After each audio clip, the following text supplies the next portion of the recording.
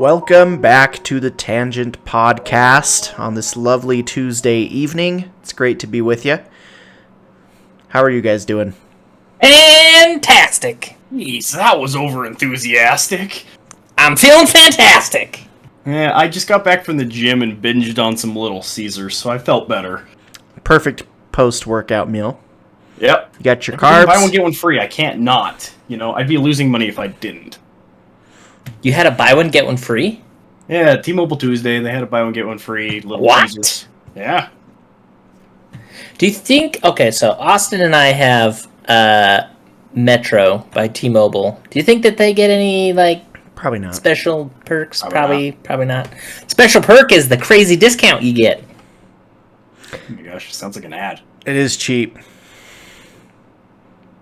We got 4 lines for $25 per line. Unlimited data. It's great. Amazing. Well, enough about our cell phone plans. I'm so thirsty, so let's drink a drink. All right.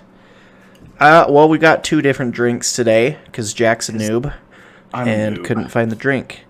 We are drinking Monster Energy Ultra Peachy Keen. New flavor. No, wait. Austin, you said that yours was the smaller one, right? Yeah, I couldn't find one in a bigger can, so mine's I the got the Little- normal size one. mine's Oh, little Red weird. Bull can. Why do they even make them in different sizes? I've seen these. Have you never seen the small monsters? They have like the original. They have the original, the white, like the low carb, and Yeah, apparently this. Peachy Keen is a saying. Never heard it before.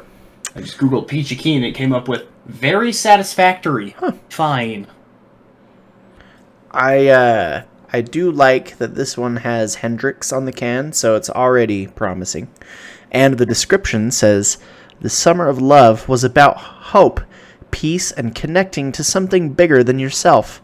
A time of carefree fun, limitless possibilities, and believing anyone but the man. So don't take our word for it. Check it out for yourself, because it's all good when you're sipping Ultra Peachy Keen. 0 sugar, juicy flavor, and the Monster Energy blend from our secret stash. Everyone from boomers to zoomers is down with that." Oh my word. This is like tangent to a T. Jack, what are you drinking? I couldn't find that one, so I got a monster that was also orange. Mine is a chaotic juice. I love that one. That one is very It's good. got butterflies on it. I don't know what flavor it is actually. Butterfly flavor. Let's see. Let's see. I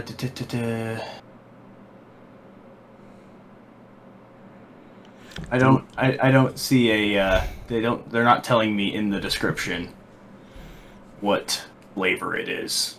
Why? What's so hard about putting a flavor just right here that just says banana or peach? You know, Banana flavor? I don't know. Something. The Monster Chaotic flavor is... it originally debuted in 2005 and is being introduced with a lightened flavor. Chaotic contains an orange citrus flavor profile.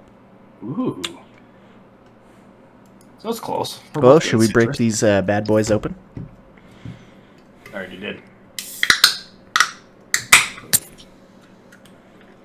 It's a good sound. Oh, weird. Ooh. How is she? Tastes like a Peachio.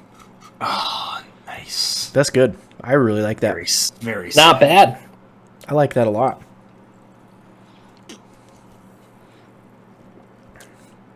Not bad at all. Pretty good. Ooh, Ryan, out of 10, what do you give that?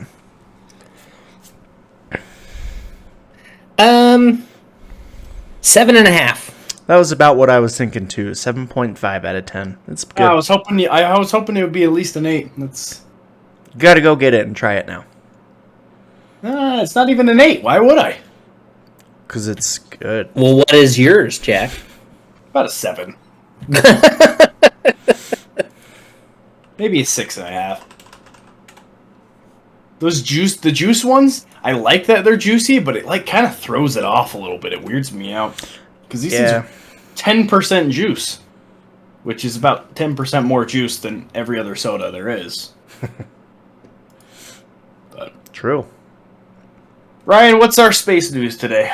we got space news. Our space news is brought to us by the Chinese government.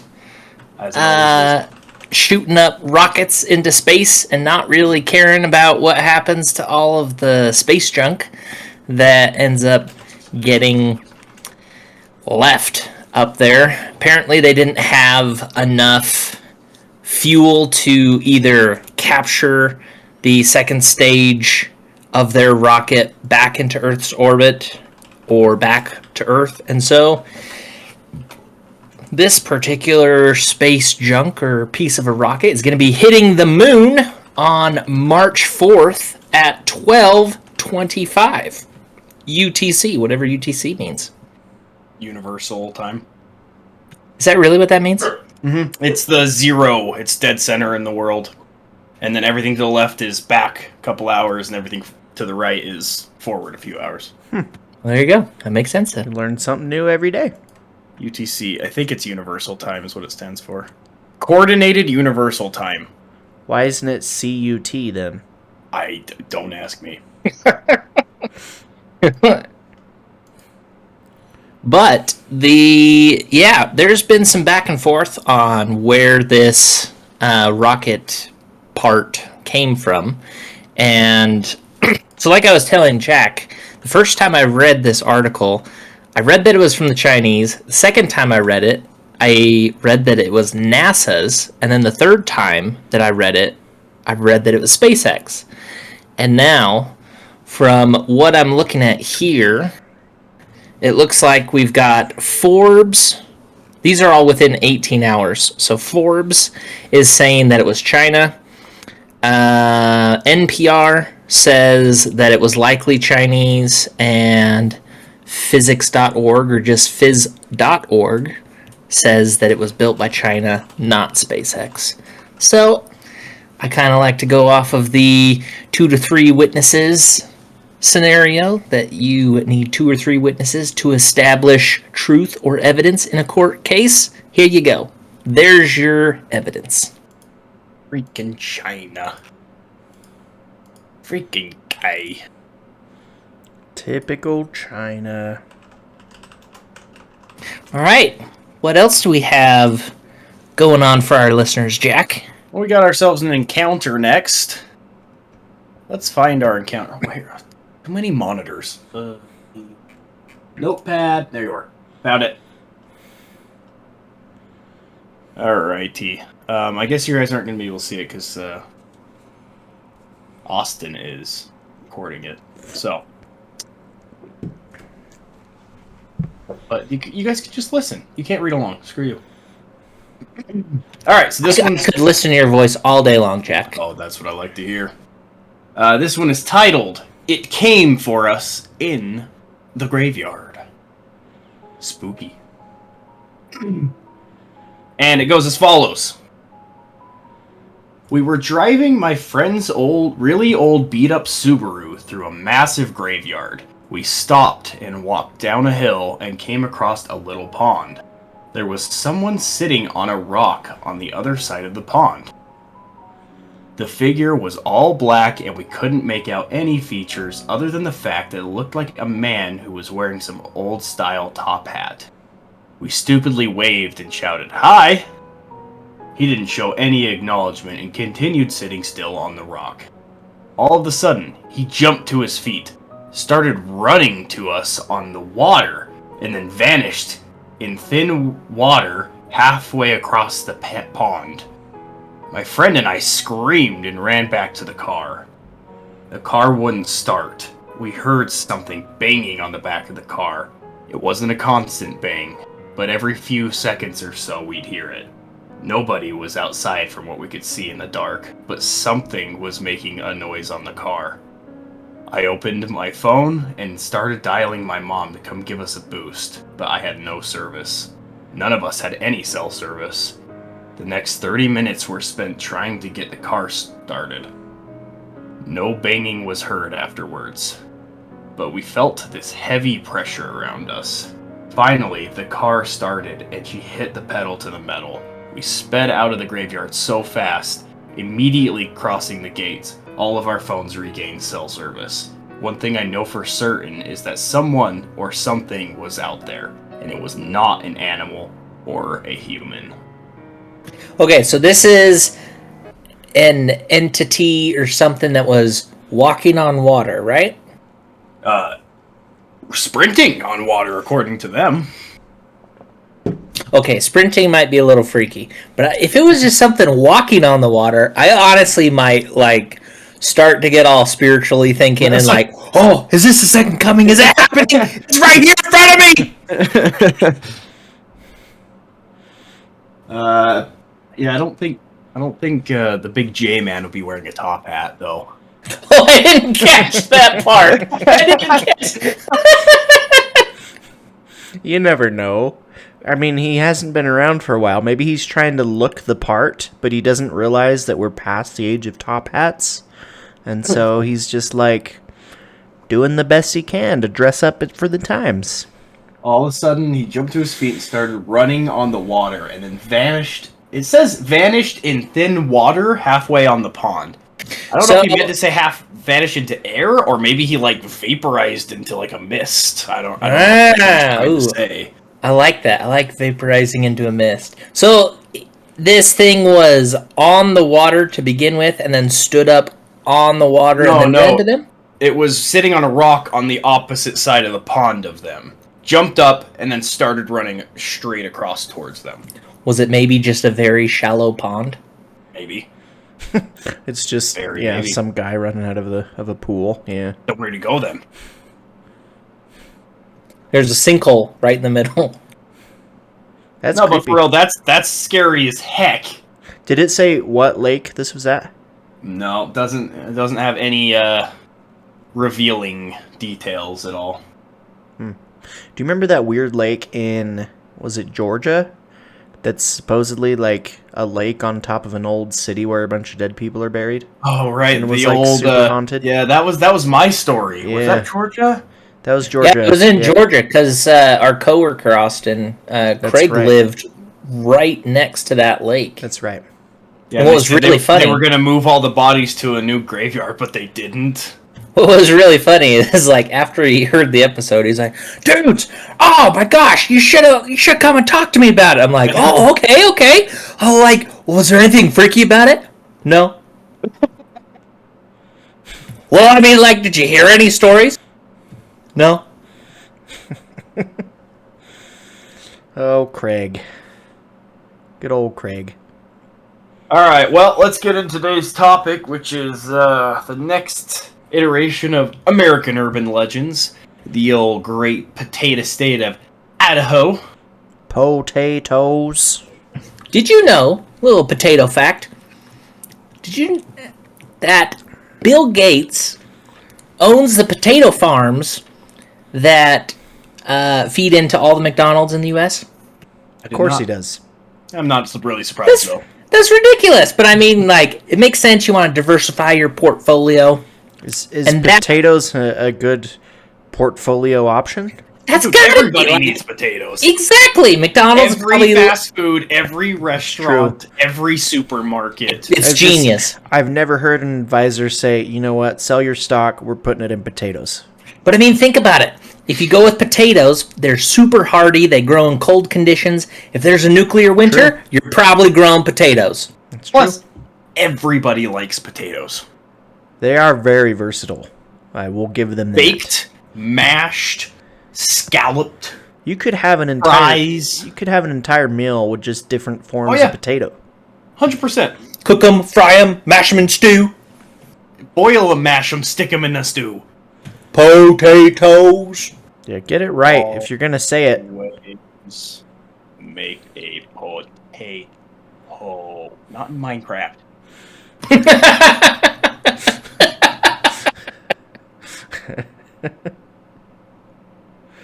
Let's see.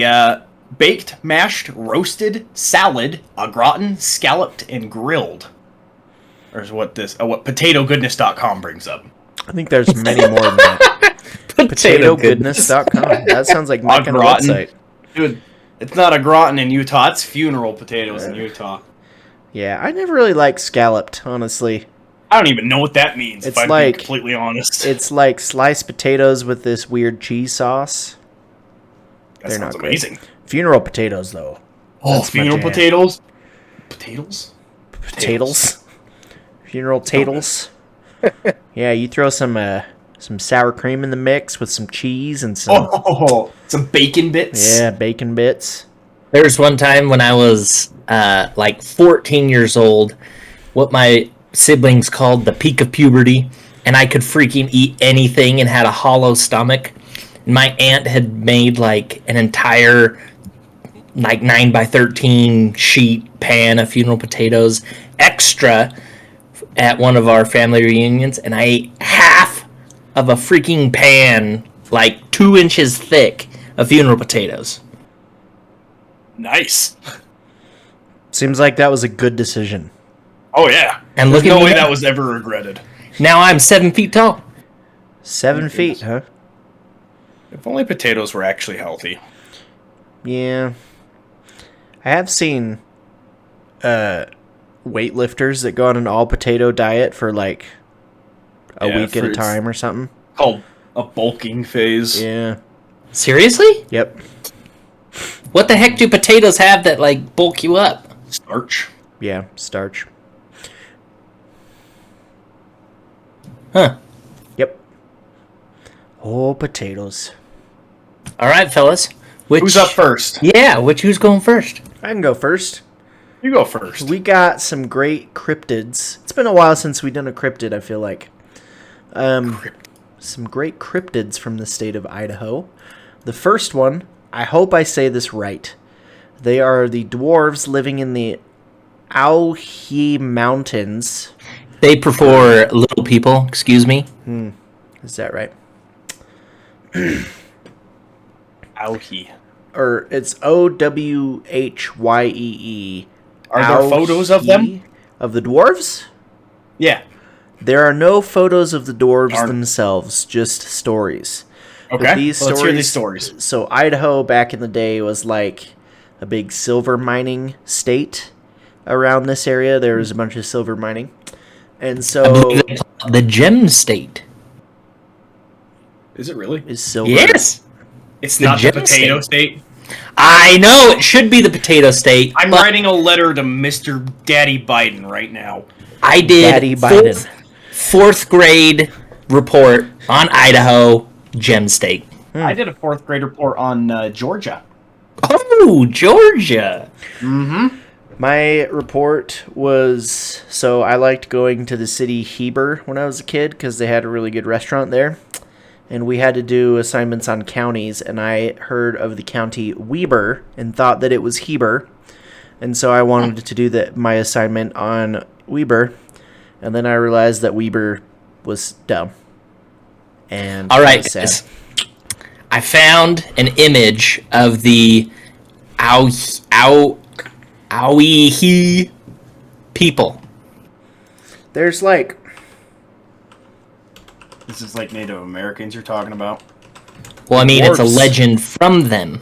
so the one picture that I have found is a picture of like a skull looking thing. And it's that right there. So Are you showing hopefully people. I'm showing the viewers. Good, good. I can And show you- I will I'll show you guys. So tell us about these dwarvens.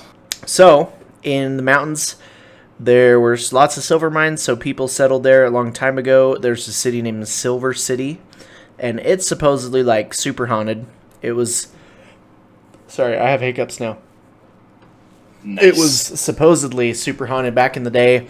Total ghost town now, and there was, like, an old haunted hotel there and all this kind of stuff. But for years, like over 100 years, I mean, this town was, like, early to mid 1800s that it was established.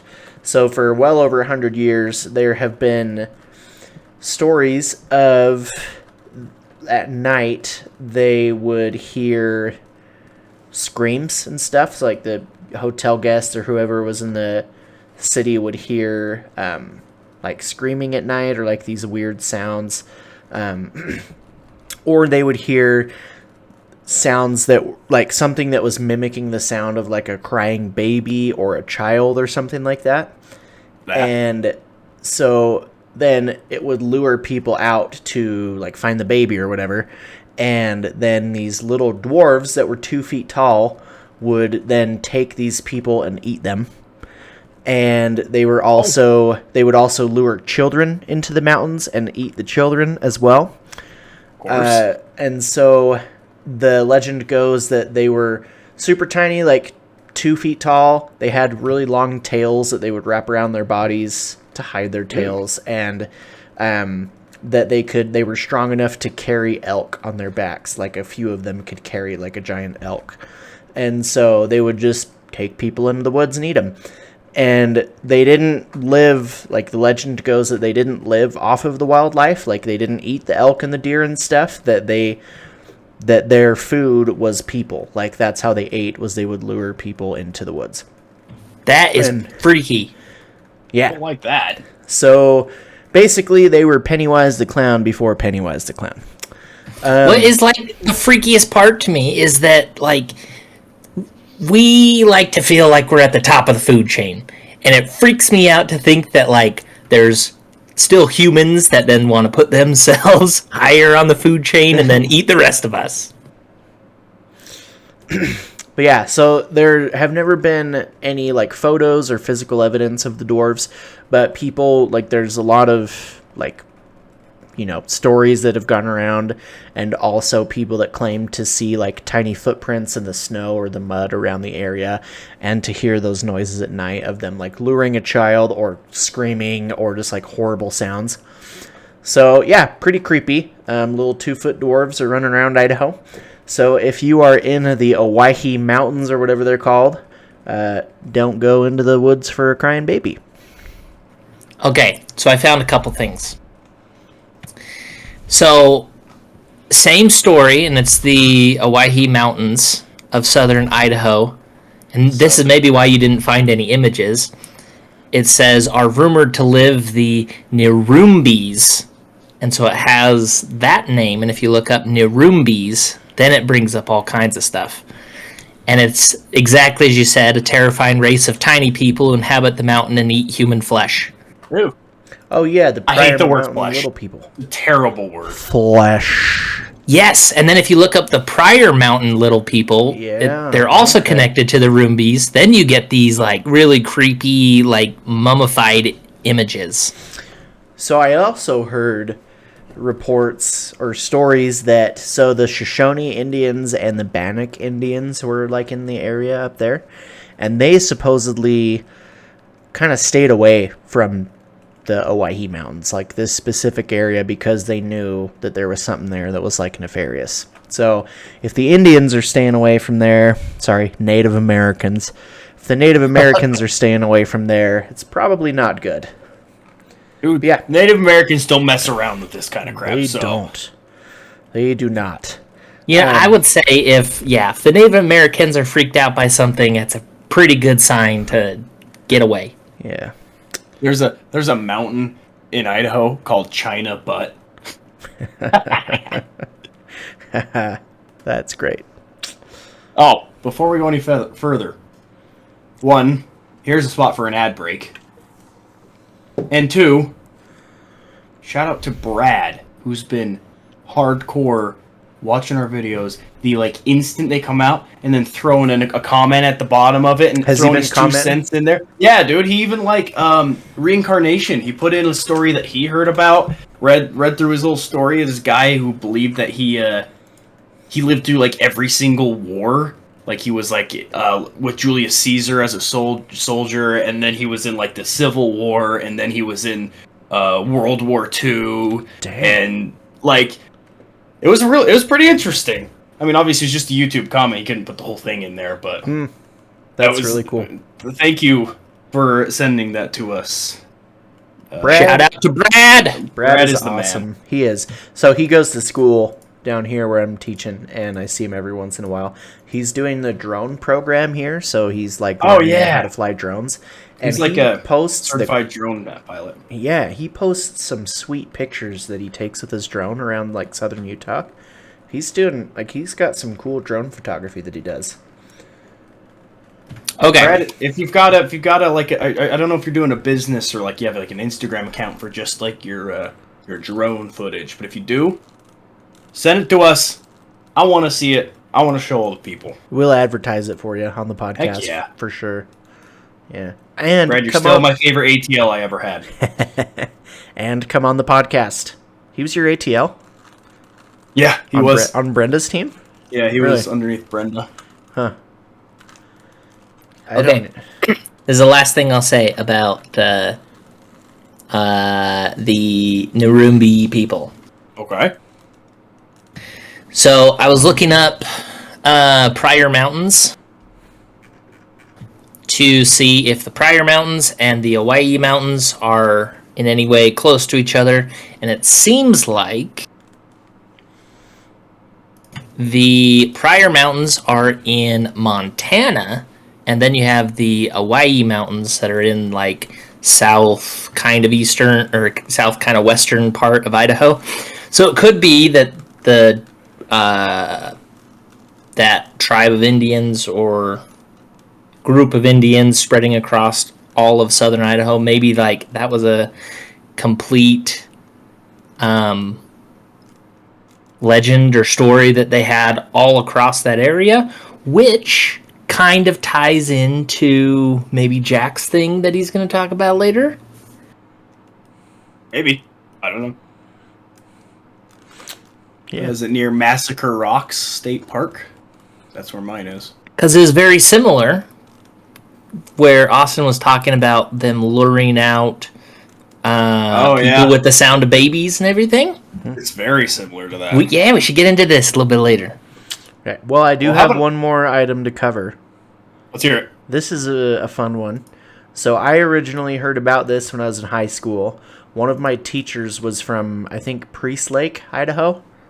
And he would tell us the coolest like life stories all the time. But my favorite one was that he would go to, there are 3 lakes in northern Idaho, kind of like near the Panhandle. I just lost the map. I'm pulling it up right now. There's Lake Pend Oreille. So Lake Pend Oreille, Priest Lake, and I think it's Coeur d'Alene as well. And so there is a monster in Lake Pend Oreille whose name is Paddler, and he is supposedly like 20 feet long and kind of looks like 20? Nessie. Yeah, only 20, so not huge. But I've also heard reports. So that's like a pretty common sighting, is to say, oh yeah, I saw this monster, he's like 20 feet long. But I've also heard that he's like catastrophically big, like 100, 200 feet long. So I've heard a couple different reports. And the legend, so most people only know of Paddler in Lake Pend Oreille, but there's a legend that there are underground tunnels between the 3 lakes, because they're all like fairly close together up in the they're all in the Panhandle.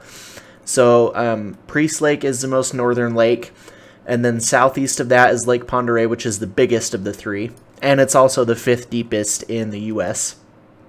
And then Coeur d'Alene, which is a pretty big lake as well, is just southwest of Lake Pend Oreille.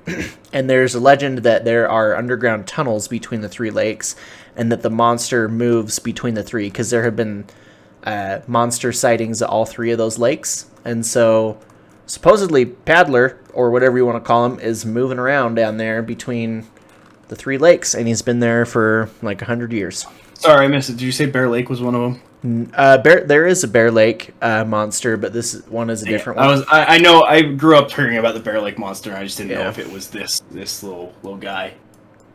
Nope. I like the name Paddler. I think that's a cute name. There are quite a few like lake monster legends in Idaho, though. So, there's one in, what's the name of that other lake that I'm thinking of? Alti. Alti. Yeah. I forgot about Alti. What lake is he in? Let me find it real quick.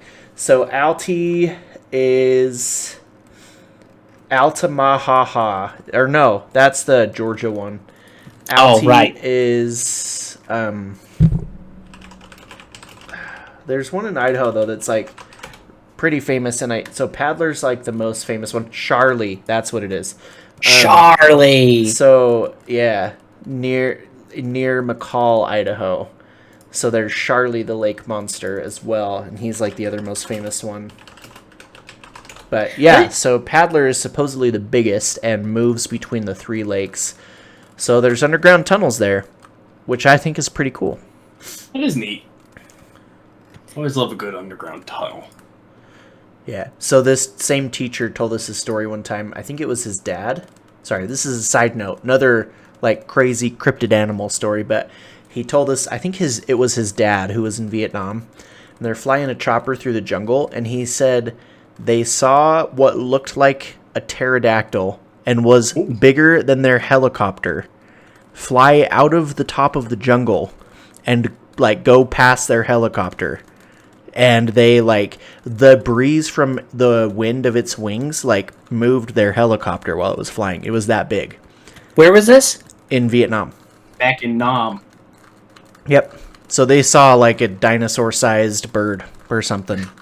But he said it looked exactly like what you would think a pterodactyl looked like. And this was how long ago? What year? In Vietnam. Like, I don't know what year, but during the war. Perfect time for LSD. I was about to say, I'm like, were they in trying to relax a little too much? I don't know, but Or shell shock. I don't think they'd be flying a helicopter if they were on LSD, so. Trees speak Vietnamese. What? You never heard that? That the trees speak Vietnamese? I don't know if I'm allowed to get into that here. Get into it. The Vietnamese would hide in trees and during the war and shoot down and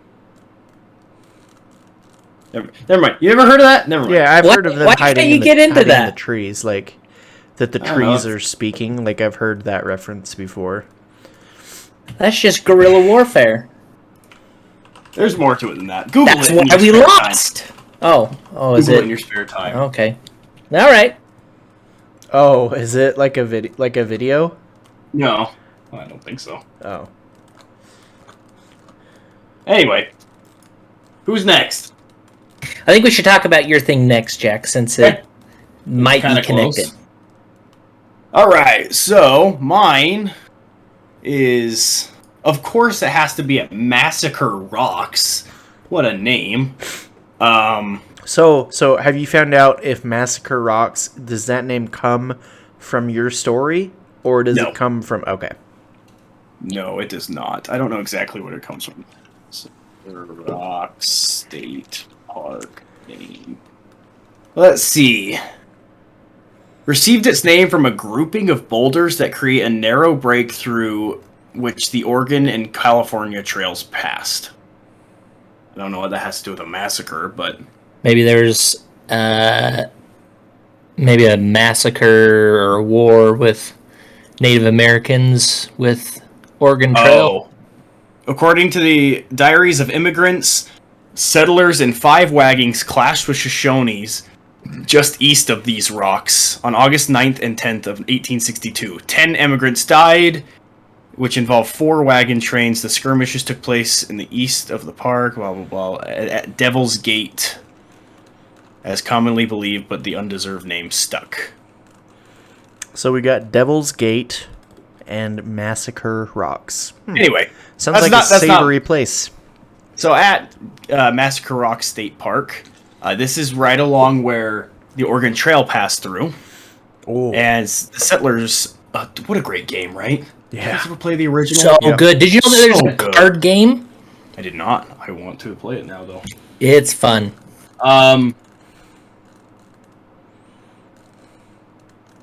Let's see. The area is attached to a pretty creepy urban legend that not many people know about. It's not super well known. And that is that it is haunted. But I wouldn't haunted have by guessed what with you Devil's asked. Gate and Massacre Rocks. Never would have guessed that. Haunted by babies. Babies! Babies. 400 babies. Not just any babies. Water babies. Water babies. Water babies. Yes, sir. This is the old water babies of Massacre Rocks. Massacre Rock. Let's see. What happens here is it's right outside of Pocatello. It's a beautiful state park known as Massacre Rocks. All those nice little trees and hills, and there's a river. Don't go near the river because it's haunted by water babies. By babies. Babies. This is Native American legend, of course. Like, the scariest ones are always Native American. This is talking about Snake River, though. Runs right through Massacre Rocks and is said to be the main spot of paranormal activity, according to the legend. It is said that the river is haunted by supernatural beings called water babies, which are the spirits of drowned babies. You'll love to hear it. Just kidding, you don't. Anyway, what happened was long ago in the 1800s. The Native Americans they were going through a very harsh famine in the area, and there was not enough food. Should have been growing potatoes. So, the chieftains, I don't know who the hierarchy, but they were like, all right, we don't have enough food to feed everyone. So they basically commanded all mothers, if they had newborns, take them down to Snake River and drown them. We don't have the food to feed them. They're going to die anyway, so let's just put them out of their misery, not let them suffer through a week or two of hunger and starvation and whatnot. That's good leadership right there. Let's let's instead of save the women and children, let's take them down to the river first. You know how hard it'd be to make a call like that, though? You don't have enough food for everybody. It's like, what do you do? It's like, you can't tell them... Well, I guess in this case, you can tell them to kill their children, but... Man, that would be a tough call to make. Yeah. I'm sure it did not go down very well, but... They did it. But after so many, it is said that after all these babies were drowned, the vengeful spirits grew fins and gills in order to survive. And people have reported seeing these water spirits playing in the canals and rivers in the Massacre Rocks area. Is it even said that these spirits try to lure humans to their death in order to avenge their sad fates? So if you see children playing at Snake River, very, very young children, or even crying, or drowning, do not go save them. Because what they do is you get close to the water, and they all grab you and just kind of sink back in until you drown with them. This sounds like a news article waiting to happen of children dying because they heard a podcast tell them not to save the children. Uh-oh. Here's the thing. Do whatever you want. We're not telling you not to save children, but we're not responsible if you also die. And maybe if you do get grabbed by them and escape, then tell us your story. Yeah, let's we want to hear that. Here's the thing, though. I feel like I could take some baby spirits. Because if they're baby spirits, they're probably not that strong. I'll be like 50 of them, though. But they grew gills, and they've been swimming in the water. They're not these little babies anymore. They bulked up. They're swole, man. Let's be honest. I could take 50 real babies. Okay, here's the real question, though. How many 5th graders do you think you could take? How many 5th graders? Yeah. Do I have just my hands and feet? Yes. Ooh. So do they. That's tough. 5th graders are vicious kids, man. That's Yeah, right at the age where they're learning how to play the psychological warfare too. Like, they could call me fat, and I'd go right down. Like, I don't know. That's a tough question. How many 5th graders? How old is a 5th grader? 11. How do you know that? Because They're 10 and 11. 12 in 6th grade. How do you know that? Because I remember. All I know is I was 18 in 12th grade. That's it. Minus 6 from 18, and what do you get? 12. 6. And then minus 6 from 12, what do you get? 6. See? 6, I told you. Anyway, there's one other thing I want to throw in here that I wasn't planning on talking about, but I just saw, and I remembered it. Have you guys heard about the what's it called, the murder zone of Idaho? Isn't this on the reservation? It's in Yellowstone. Oh, then no. So, I think it's... Let's see. Let me make sure. I think it's zone... Oh, it's called the Zone of Death, sorry. So, it's a very small part of Idaho that Yellowstone overlaps with. So there's a constitutional law saying that if a crime happens on a state park, or a national park, which Yellowstone is, it's up to the state or whatever to have a jury to, convict the crime. Mm-hmm. But it's also a law that it has to be done in the state that the crime was committed. So there's this little part of Yellowstone that cuts into Idaho where they call it the Zone of Death because if you murder someone there, you could probably get away with it and walk free. Because they can't honor both laws. Because it's, Yellowstone's thing, but it's also in Idaho. I don't know the exact thing about it, like the laws of it, but it's a 50 square mile section of Yellowstone, and yeah, they call it the Zone of Death because you could get away with murder there if you actually tried. Let's see. United States District Court for the District of Wyoming is currently the only United States District Court to have jurisdiction over parts of multiple states. This is because its jurisdiction includes all of Yellowstone National Park, which extends slightly beyond Wyoming's boundaries into Idaho and Montana.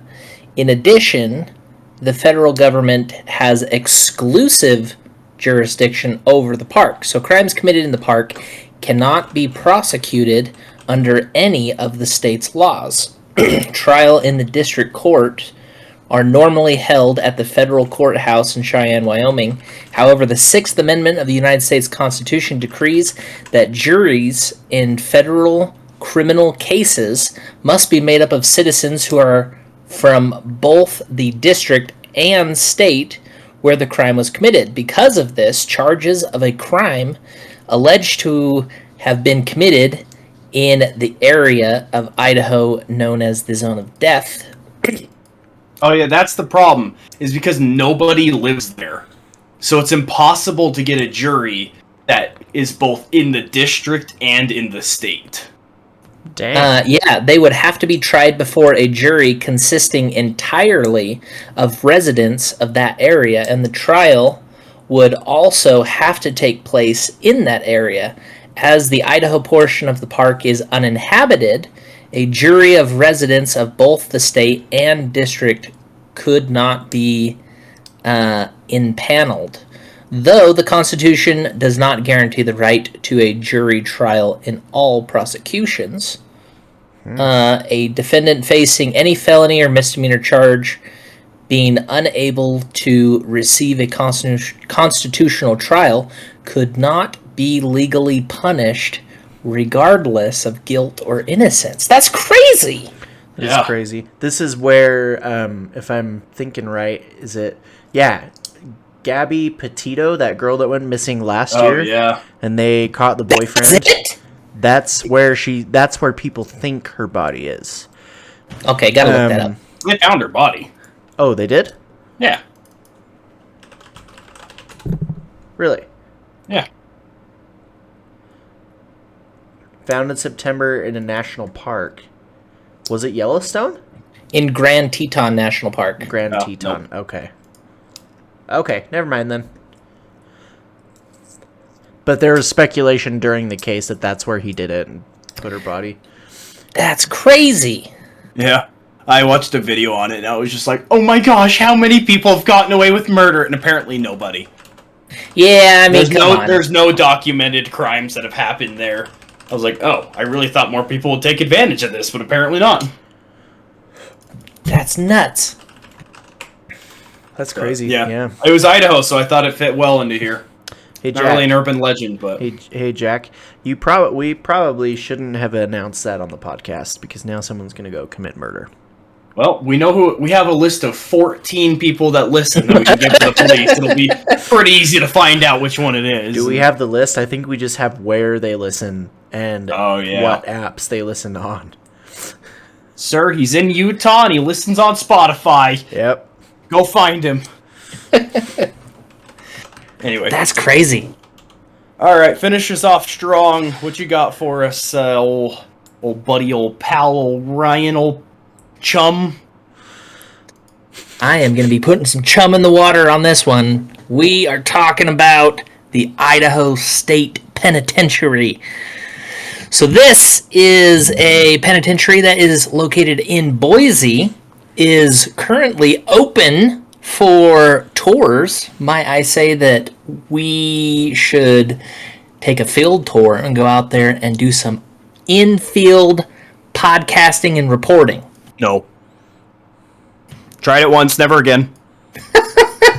You gotta do it, man. You gotta come up, and it would be freaking way fun to go up to this. That would be fun. That, or we'd take Brad up on his offer to go to Skinwalker Ranch. One of the two. Absolutely not. Or That's private property. I don't want to get arrested and haunted at the same time, and probed. Who's probing? It's like the Whatever's alien there. capital of the planet. And it's also the place, the get me my magnum. Son, get me my magnum. I forgot about that. Sorry, go on. The Idaho State Penitentiary was constructed in 1870 and is a big, massive, kind of old castle-looking kind of old-fashioned style prison, state penitentiary. So this was 1870, so this is back during like the Wild West, and so there's a lot of crazy kind of lawless people that ended up being put into this penitentiary. So through the years, right after it was constructed, everything was basically like normal, and there wasn't any issue. But as the years went on, there were more and more riots that started happening, and it was all just due to the prisoners rising up trying to say that their rights are being violated, that the living conditions were awful. There's rats and lice that are rampant throughout the prison, and so there were many different riots. And so the prison, while being peaceful for those first early years, it was roughly by 1935 that the behavior of all the inmates started to change, and those riots started becoming more and more regular. So it's believed that around that time that the hauntings then started happening. So these are kind of the different experiences that people have. Well, first of all, before we get into that, let me tell you what kind of people were in the penitentiary, and we'll focus on one person. So this is a story of Idaho's Jack the Ripper. And while he was only convicted for one murder, he bragged to the other people in the prison that he had murdered 2 other people. So,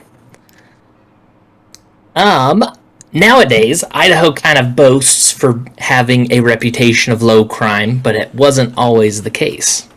One of the most infamous crimes that took place in the Gem State, there it is, the Gem State. Hater State. Was a murder by a man dubbed Idaho's Jack the Ripper. His story starts with, let's see. So it was on September 23rd, 1956. Raymond Allen Snowden violently murdered a mother of 2, Cora Dean, by stabbing her a total of 30 times with a 2 1/4 inch pocket knife.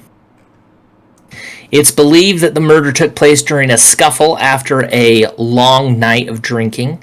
They may have been on a date, and Snowden claimed that he hit Cora, and she in turn kicked him, and Snowden snapped and stabbed her multiple times with the pocket knife. Dang. The murder took place in Garden City, which is kind of in the greater Boise area. The murder took place in Garden City, and Cora's body was discovered by a paperboy the next day. Snowden was arrested shortly afterward at Hannafin's cigar store in Boise, which is still open today. And you can go into the store and walk the same wooden floorboards that Idaho's Jack the Ripper walked. Dang. So he entered the store after disposing of the murder weapon in a gutter in front of the shop. And it's believed that he went into the store to use the restroom, perhaps to clean the blood off of his hands. So it was at that time that Snowden was arrested and taken to the state penitentiary, where he was sentenced to death for the murder of Cora Dean. He was then taken to the to death row to serve out his sentence before his death penalty would be carried out. In the prison, Snowden bragged of killing at least 2 other women, although he was never convicted of any other murders. On October 18th, 1957, Snowden's sentence was carried out, and his execution was the last to occur in the old Idaho Penitentiary. And how do you guys think that he was executed? Electric chair. Full injection. So this is 1957.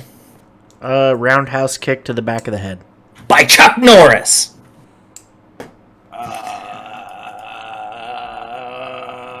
Firing squad. So this is why this penitentiary has kind of the haunting kind of feeling with it.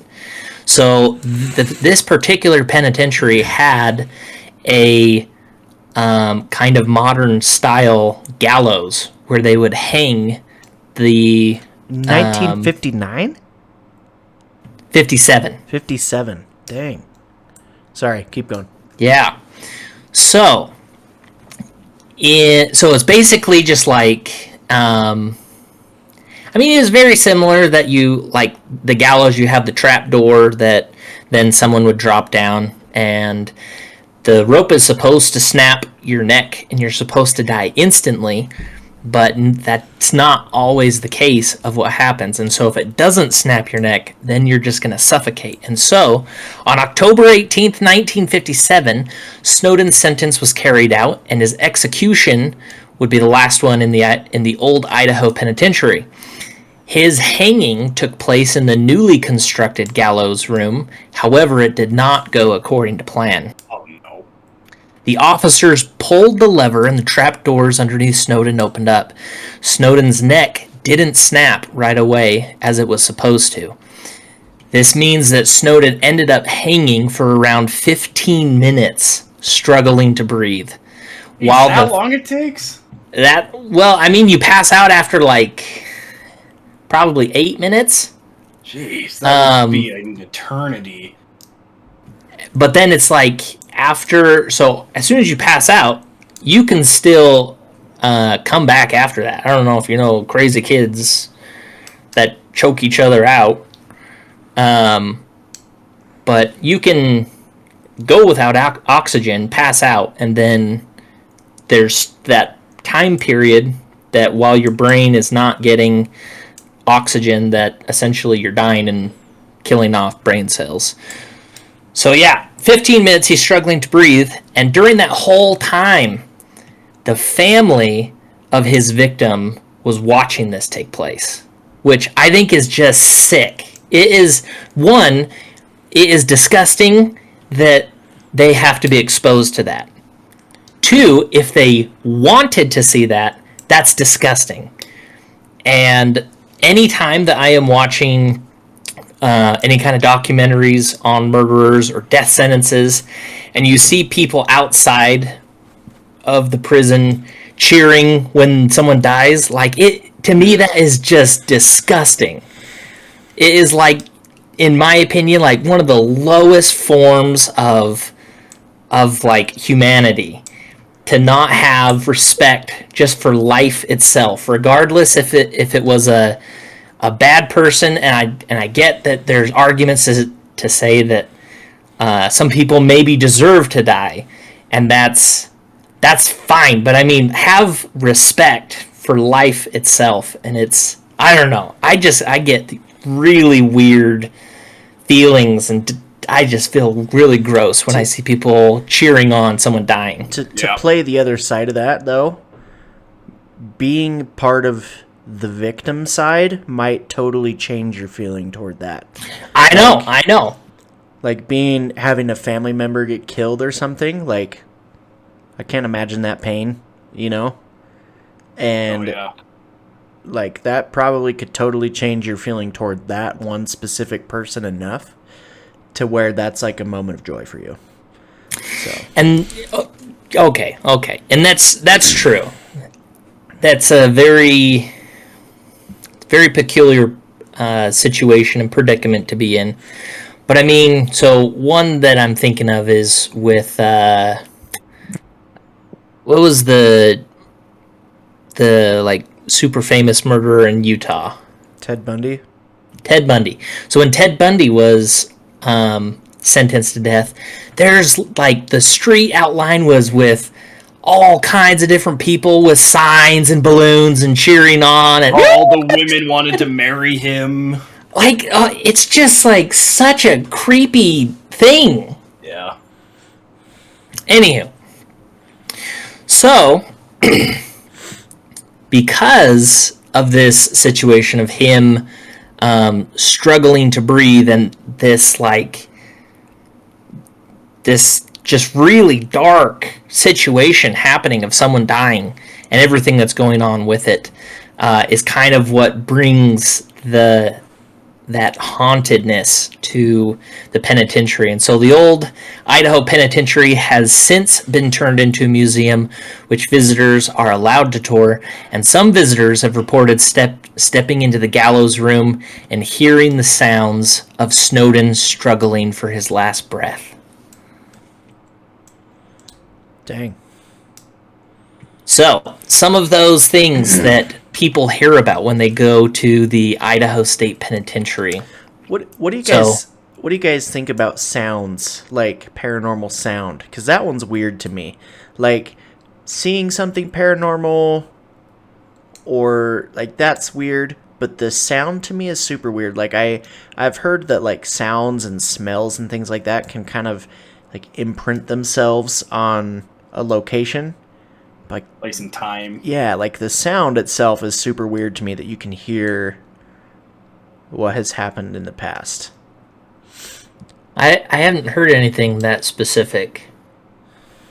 Tell me more. This is interesting. Oh, that's all I've heard, is that where bad things happen, a sound or a smell or something can that will be imprinted at that point, like, of this dimension. Like, it stays in that part of the dimension and won't leave. And so that's where you get reports of people that go somewhere and they hear screaming, or they hear, they smell they smell death or whatever. Like, just those reports is that event kind of imprinted on the fabric of space-time right there. That's really interesting and really creepy at the same time. Right. So, some of the most common things that people say that they have experienced at the prison. Let's see.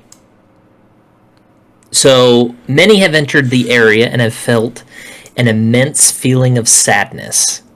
These individuals have become quite anxious and have felt a strong sense of dread. Many visitors have been so sensitive to the paranormal activity in this area of the prison that they have been overwhelmed emotionally and cried, or they have become quite ill.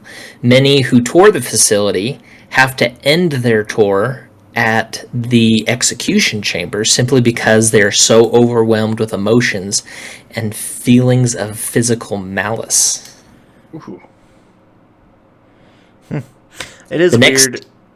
It is Go ahead. weird that a place or like a location can really change your state of being or your emotion like that.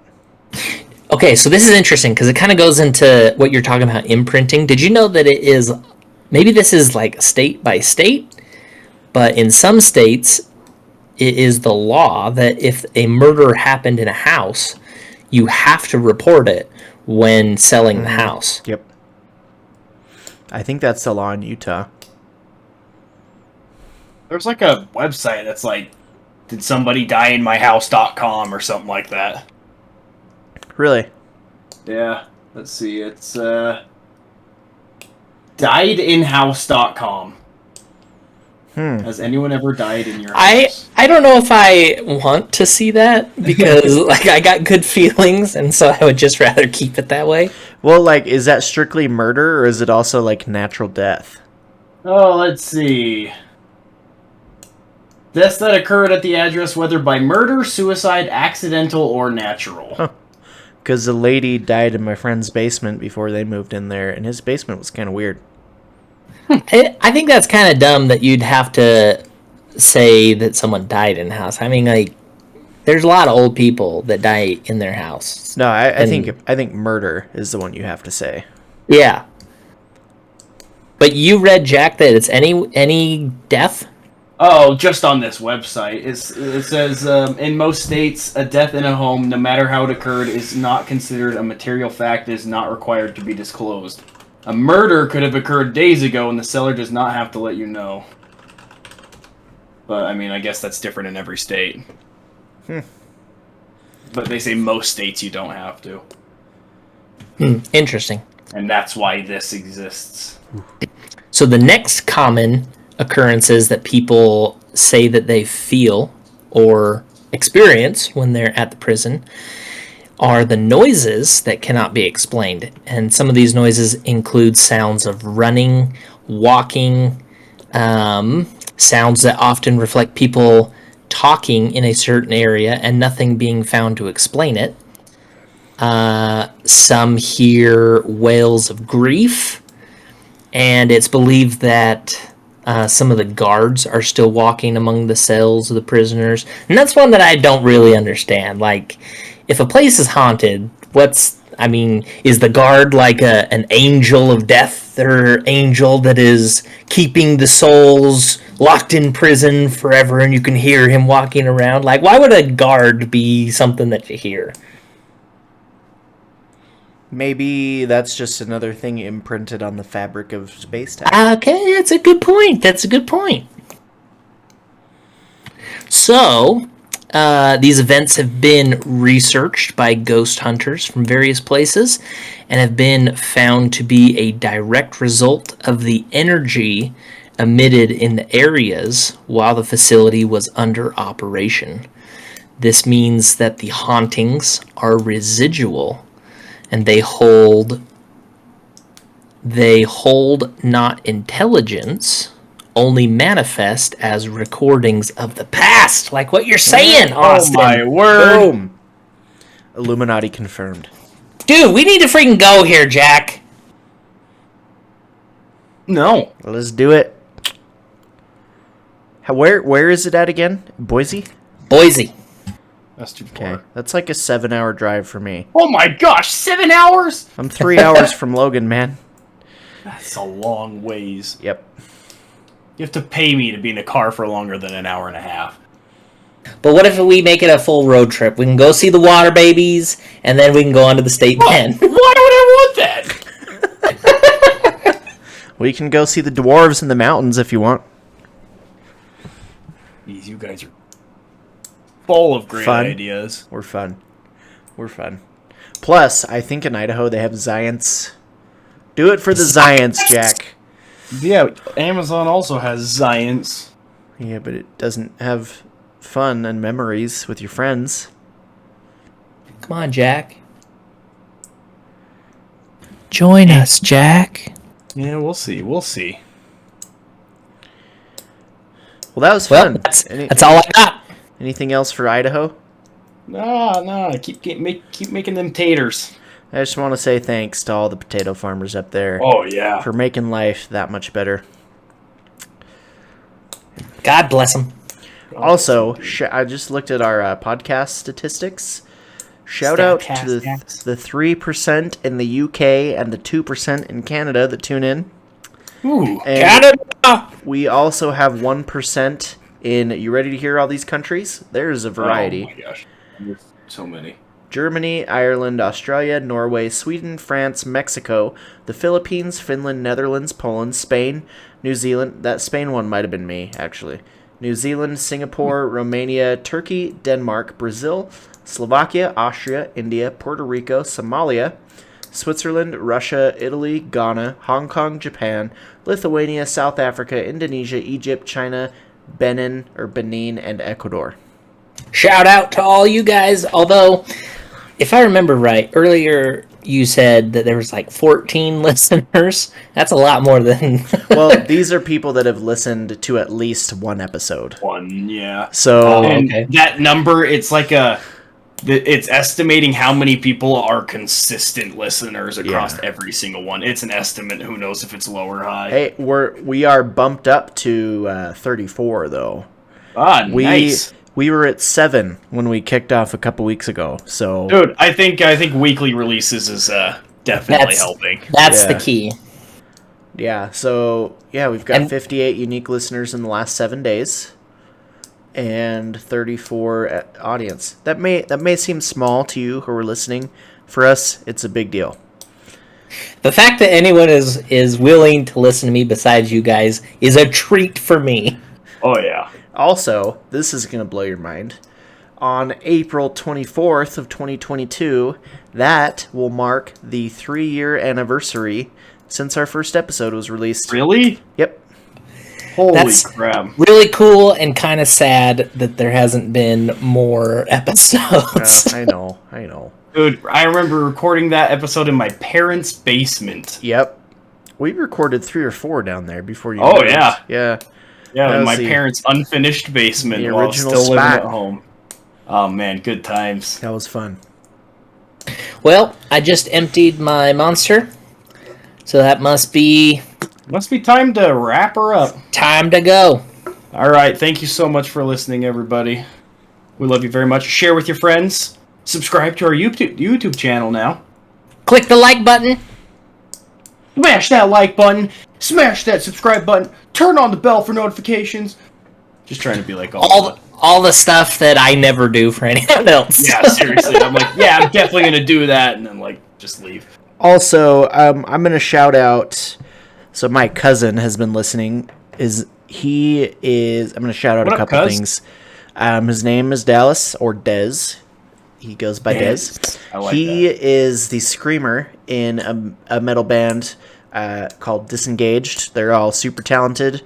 and they play around the Salt Lake City area. Go check him out on Spotify. And he also has 2 other podcasts that I've been listening to. One called Wrecked, which is where they have a few hosts and they kind of get a little tipsy, and it's like a comedy podcast. It's really funny. And then Assault City Circle Pit, which is where he interviews like local underground like metal artists and kind of puts their name out there. So if you're into that kind of stuff, go check him out. Again, Wrecked and Assault City Circle Pit. Just wanted to shout him out because he's been listening to all our stuff. So shout out to him. Rock on, Dallas. If you're a listener, email us. Tell us about your life. Tell us if you've got like Dallas has got to have some stories business or something. We should get Dallas on the pod. Sorry, yeah, we should get Dallas on the podcast because he's a hilarious guy, and I bet he's got some funny stories. Well, let's wrap it up before we go too long. Okay. Thank you, everybody, for listening. And have yourself a wonderful week, night, week, all of them. We'll see you next week. Bye-bye. Do I just click stop recording now? Yes, sir. Okay.